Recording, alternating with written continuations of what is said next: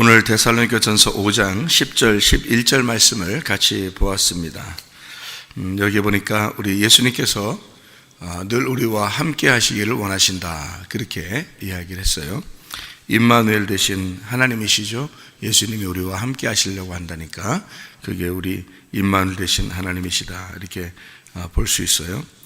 임마누엘이라는 건 여러분이 잘 알듯이 임마누엘은 하나님 우리와 함께 하시다, 임이라는 말이 함께, 같이, 그 안에, 이런 말이고, 이게 아맘, 결합하다, 어둡게 하다, 숨기다, 어둡게 되다, 그런 말이고, 마누가 우리고, 우리라는 말이고, 엘, 힘이라는 말, 힘센 전능자, 아엘, 힘센 거, 우두머리, 수양, 상수리나무, 나무, 기둥, 이런 말이에요. 울이라는 말에서 오는데, 이 울이라는 게 꼬다, 강하다, 또 힘, 오그라진 몸, 이런 얘기입니다. 그래서 결국에는 이제 이 하나님이 우리와 같이 결합해서 하나가 되어 있는 상태, 요거를 임마누엘 이렇게 이야기해요. 그러니까 임마누엘 그러면 우리와 함께 하신다, 그러니까 옆에서 이렇게 함께 이렇게 다닌다, 이런 의미는 아니고 같이 우리 안에서 함께 하신다는 그런 말인데요. 우리가 하나님 안에 들어가서 함께 있고 하나님이 우리 안에 들어와서 함께 있는 그런 걸 임마누엘이라고 이렇게 표현해요. 이렇게 같이 꼬여 있는 상태요. 하나가 된, 둘인데 하나가 돼서 이렇게 꼬여 있는 상태를 임마누엘이라고 그렇게 말합니다. 그래서 임마누엘이라는 그 자체가 함께 산다, 함께 생명을 가졌다, 그러니까 함께 산다, 그러니까 함께 우리 집에서 함께 살아요, 이런 의미가 아니죠. 그런 말이 아니라 생명이란 말입니다. 생명, 자오 이래가지고 이게 함께 산다는 말이요, 생명이라는 말입니다. 같이 이렇게 생명이 되었다, 이런 말인데, 생명이니까 같은 삶이란 얘기예요. 그러니까 임마누엘이라는 말은 하나님이 나의 삶이다, 나의 생명이다, 이렇게 되어 있는 거죠. 그래서 같이 삶을 사는 그 삶, 이것이 사람이라 그랬죠. 이게 살림. 그래서 사람은 살림이고 짐승은 죽음입니다. 그래서 사람이 생명이 되면 짐승은 사망이 되는 거예요. 성경의 가르침입니다. 성경이 구분하기 위해서 성경을 쓴 거니까, 같은 날 짐승과 사람이 같이 창조되었다 그랬죠. 근데 짐승은 사망을 설명하기 위해서 있는 거고 사람은 생명을 설명하기 위해서 있는 거예요. 마치 선악과가 선과 악을 설명하려고 있는 것처럼 그렇게 나와 있는 게 사람과 짐승, 이렇게 표현해서 나온 거죠. 요한계시록에도 짐승이 나오죠. 마찬가지예요. 그 짐승은 사망을 설명하기 위해서 나온 게 짐승이에요. 그러니까 예수님이 이제 이 땅에 인자로 내려오시죠. 인자로 내려오신다는 게, 인자가 뭐예요? 사람의 아들이거든요. 사람의 아들. 그러니까 인자가, 사람의 아들이 인자들이 아니에요. 인자예요. 그러니까 사람의 아들 한 사람인데, 그가 예수님을 말하는 거예요. 인자라고, 예수님께서 성경에는 인자는 이렇게 얘기하는, 예수님이 그렇게 말을 많이 하는데, 그 인자는이 사람의 아들은 이렇게 말을 하는 거거든요. 그 사람의 아들은 한 사람밖에 없어요. 예수님. 그래서 인자 그러면 예수님이에요. 에스겔서에서도 인자라는 말을 쓰죠. 인자라는 말을 쓰는데, 에스겔을 하나님께서 인자라고 표현을 해요. 그리고 인자라는, 그게 이제 에스겔이라는 사람이 구약의 이제 선지자죠. 근데 인자가 되는 거예요. 인자는 한 사람을 얘기하는데 그게 꼭 예수님을 설명하려고 쓴 내용이다, 이렇게. 그러니까 왜 사람의 아들로 예수님을 표현하는 거냐면, 하나님이 사람의 아들로 오셨다, 이렇게 하나로 오셨다, 그런 말을 하기 위해서 그런 거예요. 그러니까 인자라는 말은, 그러니까 사람의 아들, 예수님이 사람의 아들로 왔다고, 그래 사람에게 태어났으니까 그런가 보다, 이제 이렇게, 사람의 아들로 태어나지 않았다면 우리는 구원받지 못하죠, 인간들은. 왜냐하면 하나님인데 어떻게 사람하고 같이 있겠어요? 있을 수 없거든요. 그러니까 서로 하나님은 하나님, 사람은 사람, 그러면 서로 다른 거거든요. 근데 이 사람에게 인자가 왔다, 그 말은 사람의 아들로 왔다, 그렇게 얘기하는데요. 우리가 사람의 아들로 왔다 그러면 우리 다 사람의 아들인데, 이런 이제 생각을 사람들이 하잖아요. 그러면 사람의 아들들이 되죠. 그렇게 하면 사람의 아들들, 우리는. 그런데 예수님은 유일한 사람의 아들이다, 이 얘기를 하고 싶어서 인자라는 단어를 쓴 거라고요. 제가 여러분한테 얘기할 때, 아들을 얘기할 때 말해요, 예수님은 그냥 아들이 아니라고 그랬죠. 예수님 아들은 아들인데 그냥 아들이 아니라고 그랬어요. 어떤 아들이라고 그랬어요? 외아들이라고 그랬어요? 독생자라고 그랬어요?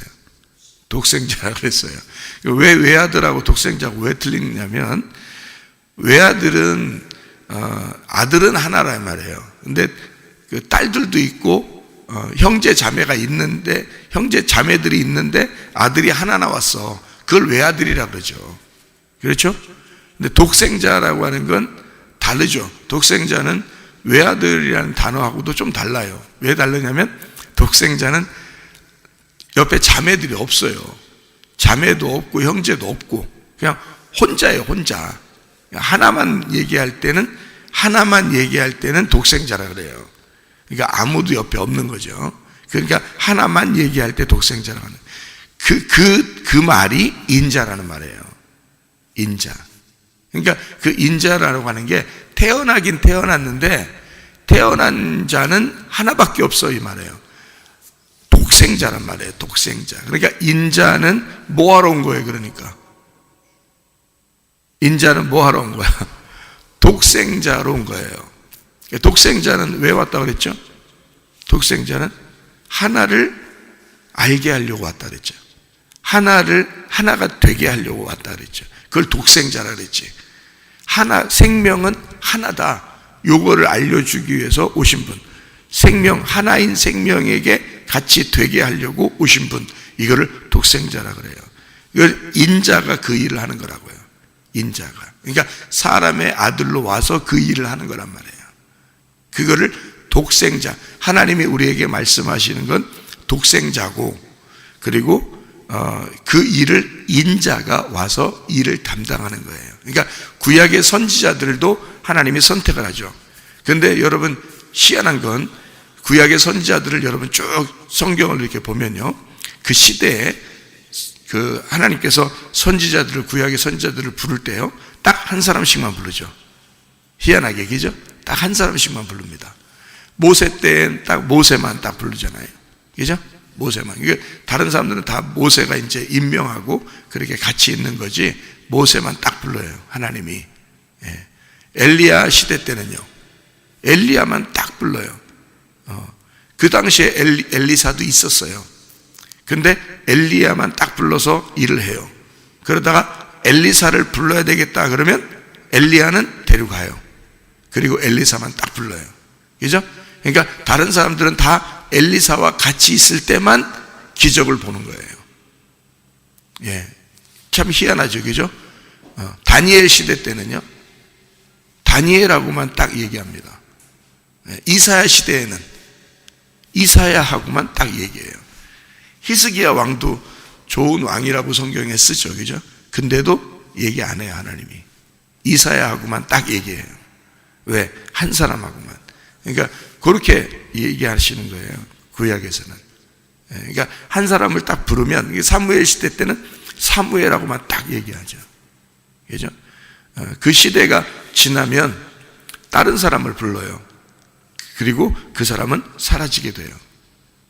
그 성경을 딱, 아브라함 시대에는 아브라함만 딱 부르고요, 이삭 때는 이삭만, 야곱 때는 야곱만 이렇게 딱 부르는 거죠. 여러 사람이 형제들이 있어도 소용없어요. 딱 그 사람만 딱 부르고 그 사람에게만 말하죠. 노아 시대 때도 다른 사람들, 하나님 믿는 사람 없었겠어요? 있었겠죠. 근데 노아만 딱 불러요. 그 자녀들도 뭐 노아 때문에 하나님을 믿었겠죠. 근데도 노아만 딱 불러요. 노아하고만 얘기해요. 그러니까 성경의 구약에 있는 사람들, 말라기 시대 때는 말라기하고만 딱 얘기하고요. 네. 에스라 때는 또 에스라, 느헤미야 때는 느헤미야, 이렇게 해서 그 성경을 읽는 그 시대에 딱 부르면 딱 그 사람들만 딱 불러가지고 얘기한다고요. 요나 때는 요나, 그죠? 또 뭐 다른 선지자일 때는 그 선지자를 불러서 얘기를 하죠. 하나님이요. 그러니까 그게 누구냐면 에스겔 때의 그 말을 이제 쓴 거죠. 에스겔 때 인자라는 말을 쓰는 거예요. 인자라는 말을 쓰는데 에스겔 때의 그 에스겔을 불러서 하나님이 말씀하시는 그 에스겔을 인자라고 표현하는 거예요. 그러니까 그 구약의 선지자들이 다 인자였던 거죠. 인자. 그러니까 하나님을 알게 해주는, 하나님의 오심을 알게 해주는 사람들이었다. 그게 인자였다. 예수님도 인자. 그래서 자기 자신을 예수님이 날 인자는 이렇게 표현하는 것은 에스겔 때의 그 인자라는 단어를 사용하는 거예요. 예수님이요. 그냥 인자가 갑자기 인자 하고 싶어서 그냥 인자로 얘기한 게 아니고 에스겔 때의 인자라는 단어를 사용한 것을 예수님 때 자기가 자기를 사용하셨다. 인자라고. 그러니까 예수님도 구약으로 말하면 하나의 선지자가 되는 거죠.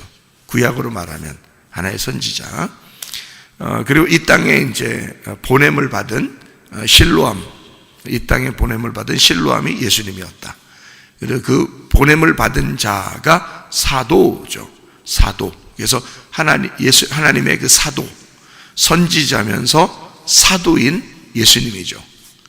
예수님이요.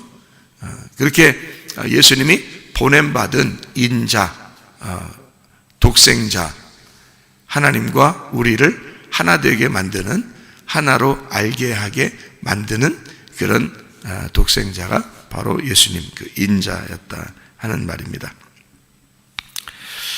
우리 하나님께서는 인자로 이 땅에, 우리 주님으로 이 땅에 오셨다. 우리와 함께 어떻게 하려고? 생명으로 살려고. 그래서 같이 생명으로 살게 되려고, 살려고, 생명이 되게 하려고, 생명을 알게 하려고 하나님이 이 땅에 오신 분이 예수인데, 그가 인자라고 하셨다. 그거를 독생자다. 그래서 인자는 하나다, 독생자도 하나다. 이렇게 하나를 설명하는 것을 인자 혹은 독생자 이렇게 단어를 사용하셨다. 그것은 뭘로 하냐면 임마누엘로, 하나님이 우리와 함께 하신다는 말로, 하나님이 우리에게 생명이 되셨다는 말로 같이 표현한 것이 임마누엘이다. 그래서 여기서도 우리와 함께 살려고, 우리에게 생명이 되려고, 이 말이죠.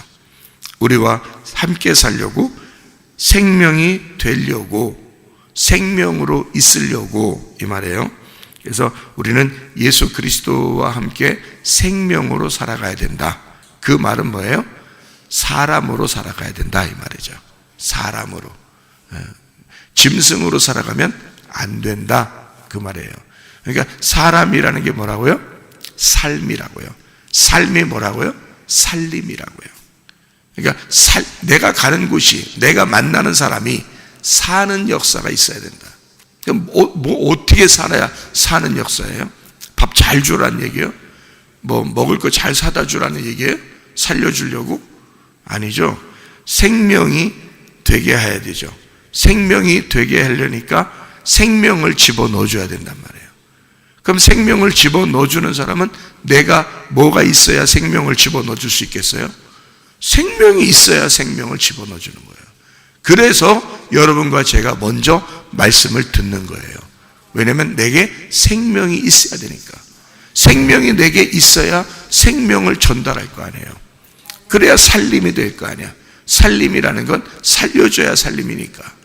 그러니까 죽은 자를 살려주는 역사, 짐승을 사람 되게 만드는 거, 그게 성경이라고요. 그래서 짐승일 때는 사람을 살려주진 못하죠. 짐승이 사람을 돌보는 건 아니니까. 사람이 양을 돌보는 거죠. 양이 사람을 돌보는 게 아니란 말이에요. 그러니까 양이 사람을 살려주는 게 아니라 사람이 양을 살려주는 거예요. 그래서 그걸 목자라 그러죠. 그러니까 우리는 살림, 사람이 되자, 살림을 하자, 생명을 갖자, 이 말은 양을 살려주는 사람이 되자, 이 말이거든요. 양을 살려주자, 그게 우리의 삶이다, 이거죠. 삶, 이게 살림이다. 양을 살려주자. 그러면 분명히 구분되는 게 있다는 얘기죠, 그죠? 양이라는 것과 사람이라는 게 구분된다는 얘기예요. 양은 뭐예요? 양도 짐승이에요. 양도 동물이라고요. 그러니까 한 날, 창세기 1장에 한 날 창조되었는데 뭐가? 짐승과 사람이 같이 창조되었다. 그러면 양도 짐승에게 해당되는 거로 만들어졌단 말이에요. 사람은 사람으로 만들어졌고, 그러면 이게 뭐냐고요, 이게.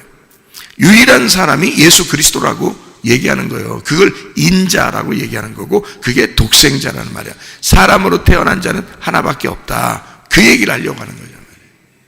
그러니까 사람으로 태어난 자, 그가 생명이고, 그가 삶이고, 그가 살림이란 말이에요. 예수 없이는 살림이 안 돼요. 예수 없이는 우리에게 삶이 없습니다. 예수 없이는 생명이 안 오는 거예요. 그러니까 예수만 생명이니까 내가 예수가 되든지, 예수가 내가 되든지, 그래서 예수가 된 그 생명이 된 자만 짐승을 돌보고 살리는 거란 말이에요. 그러니까 우리는 사람으로 살 거냐, 짐승으로 살 거냐 이거지. 그러니까 짐승은 죽는 거예요. 그리고 사람은 살림하는 거고요. 생명을 얻는 거. 그래서 사람은 생명, 짐승은 사망, 이렇게 되는 거지. 그게 성경이 그렇게 딱 구분이 돼서 얘기하는 거예요. 예수님이 요한복음 1장에 저 보라 세상 죄를 지고 가는 하나님의 어린 양이로다라고 누가 얘기했죠, 그죠?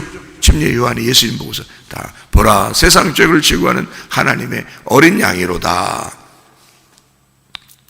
뭐라는 얘기예요? 사람 왔다 그 말이야? 어린 양 왔다 그랬잖아요. 사람 왔다 그러지 않고 어린 양 왔다 그 말. 어린 양 왔다 그 말은 뭔 얘기예요? 짐승 왔다 그 말이에요. 짐승 왔다. 그러잖아요. 어린 양 왔다, 짐승 왔다, 같은 말이잖아요. 짐승은 뭐 하는 거예요? 죽어야 되는 거라니까. 그러니까 보라 세상 죄를 지고 가는 하나님의 어린 양, 짐승이 왔다. 저분은 뭐 하러 온 거다? 죽으러 온 거다, 이 말이에요. 짐승은 죽는 거니까. 그러면 어린 양이 왔다 그 말은 겉으로 볼 때는, 우리가 볼 때는 사람이겠죠. 그런데 이제 영적으로 이렇게 볼 때는 뭐를 뒤집어 쓰고 있는 거예요, 이거를. 네, 짐승의 가죽을 뒤집어 쓰고 있는 거지. 그러니까 뭐 입고 왔다는 얘기야? 무슨 옷 입고 왔다는 거지? 가죽 옷 입고 왔다는 거지. 보라 세상 죄를 지고 가는 하나님의 가죽 옷을 입고 왔구나, 이 말이잖아. 가죽 옷을 입고 온 사람은 죽는 거란 말이에요. 그러니까 가죽 옷을 입혔다 그러면 그게 물론 이제 부끄러움을 가려주는 구원이다라고 말할 수 있지만, 가죽 옷을 입었다는 얘기는 창세기에 가죽 옷을 입혔다 하나님이, 그 말은 예수님이 오시는 모습으로 봐서는 양으로 오셨다 그 말이에요. 양으로, 짐승으로 갔다 그 말이고요. 너 짐승으로 만들었다 그 말이에요. 그죠? 예, 가죽 옷이니까 짐승으로 만들었다. 그래서 예수님을 죽으실 때 예수님이 몸에 털이 많았어요, 뭐 그런 뜻이에요? 가죽 옷을 입었다니까? 예? 그런 거 아니죠. 예. 예수님 돌아가실 때 어떻게 돌아가셨어요? 예? 십자가에 돌아가시니까 십자가에서 예수님 어떤 모습이었어요? 예? 어떤 모습이었어? 옷을 벗었잖아요. 옷을 다 벗겼잖아. 그래서 뭘로 돌아가셨어요? 알몸으로 돌아가시잖아요. 그 알몸, 그러니까 예수님이 털이 많이 보였어요? 가죽 옷 입었다고 그러니까? 그런 의미냐고? 아니잖아요. 알몸이란 말이에요. 알몸으로 돌아가신다 그 말이에요. 그 알몸이 가죽옷이라니까요. 그 알몸이라는 단어가. 그래서 가죽옷을 입고 돌아가셨다는 말이 알몸으로 돌아가셨다 그 말이에요. 그게요. 그러니까 가죽옷을 입고 오셨다, 어린 양이로다. 물론 그 가죽이 제가 볼 때는 양인 것 같아요. 왜냐하면 양이니까 어떤 가죽옷인지 우리는 모르지만 양의 가죽옷을 아담과 하와에게 입혔던 것 같아요. 그래야 성경이 맞죠. 왜냐하면 예수님이 보라 세상 죄를 지고 하나님의 어린 양이로다 하고 하나님의 아들이 어린 양으로 오셨으니까 분명히 양의 옷을 입고 오셨다라고 해야지 맞는 거죠. 그래야 가죽옷이 그 옷이 되어야 맞는 거니까 아담과 하와에게 입혀줬던 가죽옷은 양의 옷을 입혀준 것이 맞아야죠. 그죠? 그 말이 맞아야지. 그러니까 아담과 하와를 가려주기 위해서 누군가가 죽은 거죠. 그게 어린 양이었다는 거죠. 양이 죽어서 그 양의 가죽을 이제 아담과 하와가 입은 겁니다. 왜냐하면 그들은 무화과 나뭇잎으로 치마를 해 입었으니까, 속옷을 해 입었으니까, 그러니까 가죽옷이라고 하는 걸 가죽을 벗겨서 양을 죽이고 가죽을 벗겨서 아담과 하와를 입혀줬으니까 그게 가죽옷이니까 양의 옷이었을 거란 말이에요. 사람과 크기가 비슷한 양을 잡아서 이제 옷을 입혀가지고 이제 내보냈을 거란 말이죠. 물론, 그죠? 그래서 그 양의 옷을 입고 있는 이 아담과 하와가 무슨 생각을 했을까? 나를 위해서 양이 죽었구나. 왜냐면 양이 나한테 옷 입혀주려고 하나님이 죽이시고 그 양의 옷을 껍질을 벗겨서 나를 이렇게 입혀주셨잖아 라고 생각했을 거란 말이에요. 그래서 하나님 앞에 제사를 드릴 때는, 예배할 때는 양을 드려야 되는구나 라고 하나님 앞에 나의 죄를 덮어주기 위해서는 양이 죽임을 당해야 하나님 앞에 가겠구나 라고 하는 것을 아담과 하와가 알았겠어, 몰랐겠어요? 알았죠. 그러니까 그 얘기를 자녀들에게 했겠어, 안 했겠어? 했겠죠. 그러니까 자녀들에게 너희들이 예배를 드릴 때는 뭘로 드려야 된다? 양으로 드려야 된다라고 얘기를 했을 거란 말이에요. 그 얘기를 잘 귀를 기울여 들은 사람이 아벨이란 사람이란 말이죠. 그러니까 아벨은 양으로 예배를 드린 거라고. 아니, 그 가인과 아벨이 예배를 드리는 그 바로 앞에 아담과 하와가 뭐라고 예배 드리라는 얘기가 있어요, 없어요? 없어요. 없는데 어떻게 아벨은 양을 드렸냐고. 가인은 농사한 것을 드렸고, 자기들이 이 제물이죠. 가인이 농사했기 때문에 그걸 드린 거고요. 아벨은 양을 목양했기 때문에 양을 드린 거거든요. 뭐를 갖다 드리라라고 얘기하는 게 없어요. 어떤 걸 예배를 드려야 하나님 받으신다는 말이 없다고 그 앞에. 그죠? 그러면 누군가가 얘기를 해줬어야 된다고요. 어떤 예배를 드려야 하나님이 기뻐하신다라고 하는 것을 누군가 얘기해 주셔야 돼요. 아담과 하와가 얘기해 줬겠죠, 당연히. 그러니까 아벨은 어린 양을 드렸는데 가인은 농사 졌기 때문에 농사를 드린 거예요. 그럼 하나님 입장에서는 농사한 것도 받아주셔야지. 그렇게 따지면. 아니, 거기에 소금이 필요했다. 레위기 2장에 있는 소금이 농사 진 것을 하나님 앞에 드리려면 소금과 같이 드려라 하는 것이 필요했다면, 그 복음이 필요했다면, 아니, 소금을 갖다가 그때는 바다 있었으니까, 바다가 소금 갖다가 가져와서 같이 드려라고 얘기하면 끝나는 거예요. 예배가 되는 거예요. 형식상 예배가 되는 거거든요. 근데 그게 아니라면 왜 말도 안 해놓고 가만히 있다가 딱 자기가 농사한 거, 자기가 양을 친 거고 딱 드리니까 양은 것만 딱 받아주고 하나님이 농사한 거 안 받아줘, 이렇게 그렇게 할 수 있겠냐고. 이거 말이 안 되는 거죠. 이미 하나님이 예배라는 걸 정해놓은 게 있었다는 얘기죠. 그게 양이었다고요. 하나님이 정해놓은 게 있었다고. 왜냐하면 양은 아담과 하와를 덮어주기 위해서 죽은 양이었단 말이에요.